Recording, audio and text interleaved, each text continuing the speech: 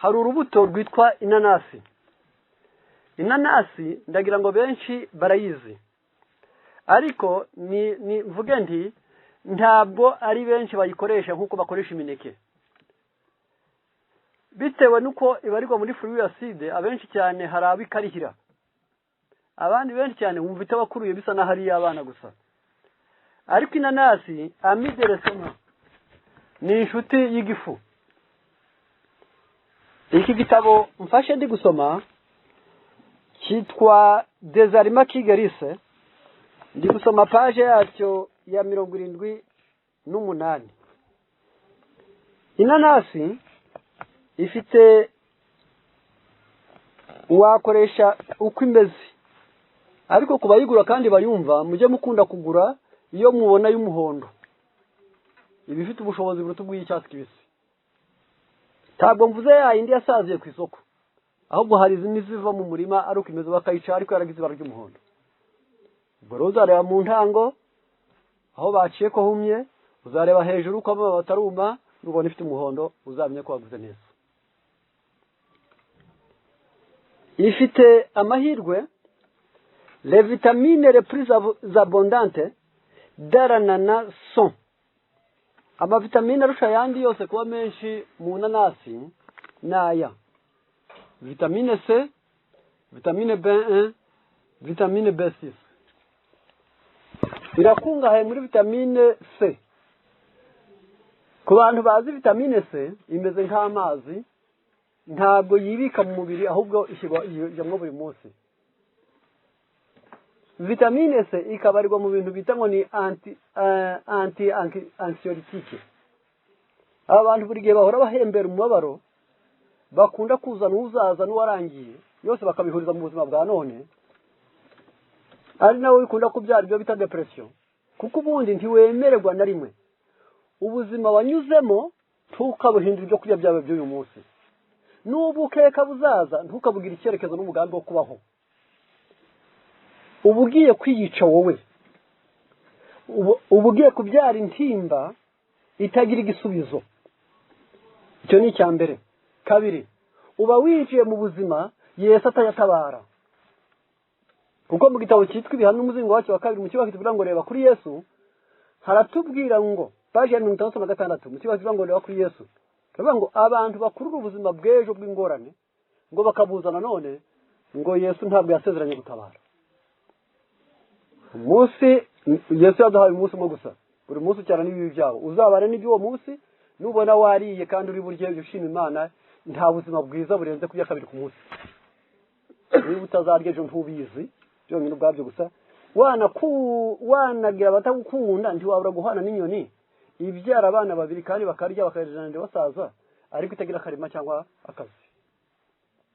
Zareke ubunebwe, zareke kwiba, zitari gikundiro, ariko humuri y'umuntu yakoze uko ashoboye. Ntabwo Imana yayoberwa yuko l'homme est à bout de force. Imana ibikwitegereza igasanga hari aho ugarukira, aho ugarukira ugarukiraho iraharengayo. Noneho inanasi ituma se ibamo, igatuma muri wowe hazamo B ya mbere itera gahunda mu buzima. B ya gatandatu ibuza abantu bwihebe. Ako niko kamaro k'inanasi. Ntabwo ari kwigira ngo iryohe gusa.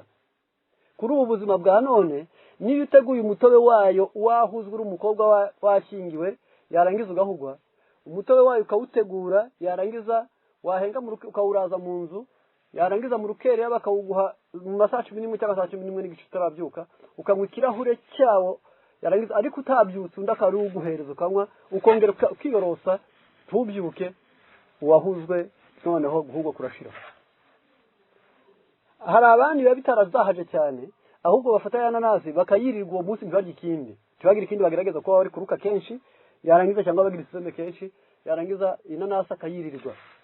Inanasi ifite ubutunzi bukomeye, ariko ikintu gishimishije ni B ya gatandatu. B ya gatandatu yayo ibuze uwo munsi uritetesha. Murankundira, iyo umuntu yitetesheje rero ntabwo ari ngombwa ngo uvuge ngo mpereza. Ahubwo hari n'igihe umuntu abaho gusa ngo nuko ngo ntiyandamukije, ngo yandebya ndeba nabi, ngo ntanubwo yanamvugishije, ngo ntigeza antelefona, ugasanga umuntu yigize ikintu kiraho kimeze nk'isosi, bagomba kuyora bagafata neza bigengesereye. uba ukeneye B ya gatandatu. Ubuzima bwa none bwa hano ku isi, niba utagira ababyeyi hariho n'abandi wabonye batabagira. Niba warapfakaye hariho sibwo bwa mbere iryo zina ryaza ku isi. Niba hari umwana wapfuye n'abandi barapfushije. Niba hari imyaka yarumbye n'abandi bararumbije. Niba hari icyapfuye cy'itungo n'abandi bigeze bapfusha amatungo cyangwa bakanyagwa zose. Wirinda B ya gatandatu nibuza umuntu kwitetesha. Noneho kubw'ibyo ahangaha irakenewe rero irahari.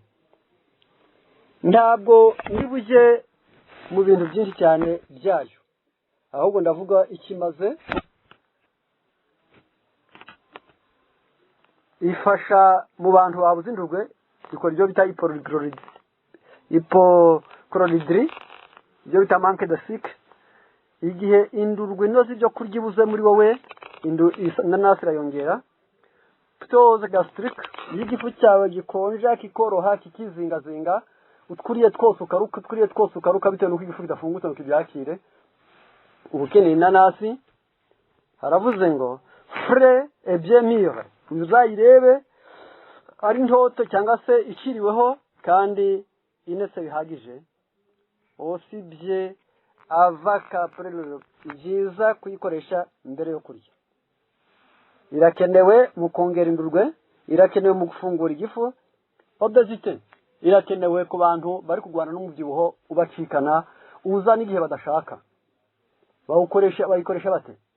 Bafata umutobe wayo bakayisya banyuze muri twa tundi bita blender, ukayihata neza amaso ukayicira, ukayifata ukayisatagura wenda mwo 4 ukongera ugacakagura bikaba 8 cyangwa wenda 16. Ariko indi matima yayo niyirwana n'urugimbo rwo muraso rutera umubyo w'ikirenga. Iyo bayiseye rero bakayihindura umutobe bashaka kurwana n'umubyibuho, ubwo reka mbwira bavuga ngo abanyamagara make cyangwa se abataduje cyane bati none ho wayijya we yapfa. Oye, buriya hari ikintu kibabaza.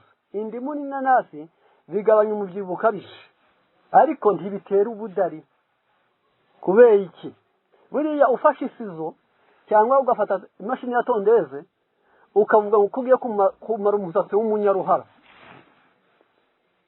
ndagira ngo waruha nta urajana. Bivuga ngo biriya bintu byombi biringaniza ukabije ariko ntibimara udakabije. Bikuringaniza harenga, ntabwo bikuraho naharinganiye. Ukeneye noneho icyo gihe iyo ugabanya umubyibuho ufata ikirahure kino cya 250 gram, nuvuga ngo ni robo rya litiro, yarangiza ukakimusigaje iminota 15 ngurye ku magaburo yawe yose. Yarangiza ushobora kuyakurangiza iminsi 10 ibiro byawe byagiye ku rugero rwiza. Noneho kubw'ibyo ubwo ni ubundi buryo bw'akamaro k'inanasi. Ifite ikimaze mu mvugo ya kiganga, murankundira abari kunyumva.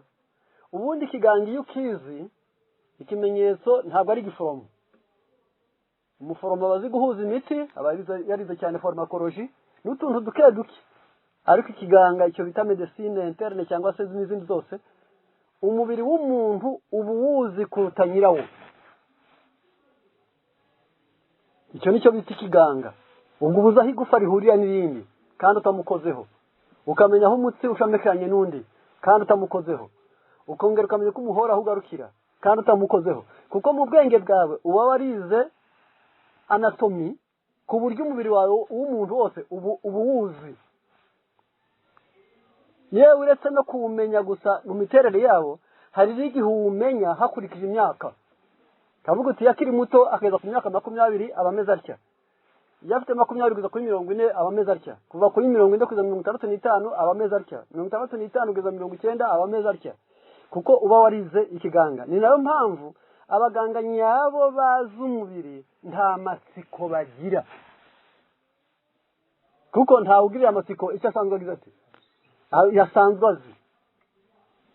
Ntabwo yaba ari umusore yarize ikiganga yararangije azi anatomy ngo aje guhengeza abakobwa bari koga ngo ari amabere, uko amabere aremesa agize ati arabizi byonyine ubwabyo gusa. Niyo mpamvu dusabwa kumenya ngo tuzirikane uko umubiri w'umuntu umeze. Inanasi nayo iri mu bintu bikenewe mu byo bita ibihe bitatu. Irakenewe ku ngimbi, bivuga ngo ku bakobwa imyaka 11 no ku bahungu 13, ukayimuha neza wenda gatatu mu cyumweru ukazageza ku myaka 20. Yarangiza imyanya yo kororoka igakora neza kandi igakura neza. Ni ibintu bibiri bivuze, igakora neza kandi igakura neza. Noneho yagera ku myaka 37, bivuze ngo n'ahandi hose ayireke, agasaba kuyikora kugira ngo azata icura ryabo ry'ibitsina byose rizagende neza. Icyo ni kimwe. Ni ukuvuga ngo ibarigwa mu byo kurya byubakira abubatse. Ubwo kubw'ibyo irakenewe muri ibyo bintu birebana no kubaka ku bihande hungu n'igihande kobwa. Cancer de l'estomac. Inanasi ifite akamaro mu gukingira cyangwa no gufasha abamaze kurwara kanseri y'igifu, none ikanakingira abatarabayirwara. Noneho kuyikoresha birahagije. Igihe cyose waba ukunda kubona urwara ibirungurira, igihe cyose wabona ukunda gutura imire, igihe cyose ukunda kurwara umutwe nta mpamvu, igihe urwara buri gihe mu butiko rwawe ukumva harushye, igihe wumva byanze bikunze mu muhogo ukunda kunigwa, igihe wumva agatuza karemereye, iyo ukoresha inanasi irakenewe byonyine ubwabyo gusa kuri iyo mpamvu. Noneho ahangaha ndagira musubira inyuma, ituma imyanya inoze ibyo kurya igira indurwe nyinshi ikanuza neza. Igifu cyawe kiroroha kikibumbabumbe ngo kipfundikanye. Irinda umubyibuho w'ikirenga, ifasha mu birebana no kororoka, kandi igatuma igifu cy'umuntu kitagwara kanseri. Umuntu n'ubundi akeneye ikirahure kinini ku umutobe wacyo. Sa n'ureba urabutswe, urebe noneho ugihuje, wenda ni none mu muryango uti none turanywa umutobe w'inanasi, ejo yarangiza uti burya tuzafata mandarine, dufata ironji, dufata n'indimu, tubikoremo umutobe tunywe. Ejo bundi ati ngiye sizagarukira ahubwo nzanywa n'uw'igipapayi. Ubwo nibwo buryo ubuzima kw'isi dutunzwe n'ibyo turya, ndetse hari naho tugera kuri benshi nambarangire ngo hari naho turi ibyo turya. Iyo tugeze kuri ijambo turi ibyo turya, ijambo bakoresha mu Gifaransa ngo nusome seke numanjo, umuntu wari we wese amakenga araza. Ujya kureba uti noneho n'indya ibiboze nzabora, n'indya ibishaje nzaba umusaza, n'indya inka nzabayo, n'indya inkoko nzaba inkoko. Muri magufi, mbese muri magufi iyo bakubwiye ngo ijambo nusome seke numanjo, mbere y'uko urya uradesida, kandi ibyo bita discernment, uragenzura kandi ukafata imyanzuro kugira ngo utazaba ikidakwiriye kandi warakinjije mu kanwa kawe. Ubwo ni ubundi buryo bwo komera ibintu bwabi gusa. Wenda abanyuma ntibanyumve nabi navuze ku nka, hariho abuvuga inka yarangiza nawe ubwo nyine agahindukayo. Ni bibi, ibarirwa mu byo bita les animaux sans projet. Ni inyamaswa zitagira imishinga. Iyo irangije guhaga ibibazo biba birangiye, yongera kugira ubwenge ariko inzarisha. Nicyo gituma abakoresha ibikomokaho baba bagomba kwirinda, kuko baramutse bakabije ni ukuri bagabana ubunebwe ku buryo biko bakazi gakwiriye ariko bashoboje. Kandi ikintu kibabaje kuri yo niyo itaziritse ariko ikabihaza, sike yidashyamira ashobora kazerero idakora hasi. Bigitangaza noneho ko abayikoresha cyane n'ibikomokaho kuzerera ntabwo garangira. Iyo bageze ku ijambo nusome seke numanjo uba ugomba gutinya. Ubwo niho ubona ukabona Imana yarategatse ngo abantu ntibajye barya ibinyampeke. Kubera iki? Kuko bigira gahunda, kigori kiba gipanze impungure zacyo neza, cyakora ntikikorera ku mutwe ahubwo cyekorera mu mugongo. Ubwo cyemera inshingano. Nujya ku masaka uzasanga amasaka apanze neza ku mushishi, yarangiza iyo gahunda irakenewe mu bwenge bwawe. Ubwo ibyo bintu byose byerera mu mutwe biba bikenewe ku buzima bwa buri munsi kugira ngo umuntu mu bwenge bwe ahora habyaza umusaruro aho guhora urekegamiza mu buzima. Icyo gituma ibinyamizi nk'ibijumba, amateke, ibirayi, imyumbati, ibikoro bigomba gufata umwanya muto mu buzima kuko byerera ikuzimu byonyine ubwabyo gusa uba ugomba kubizirikana neza. Noneho kubwira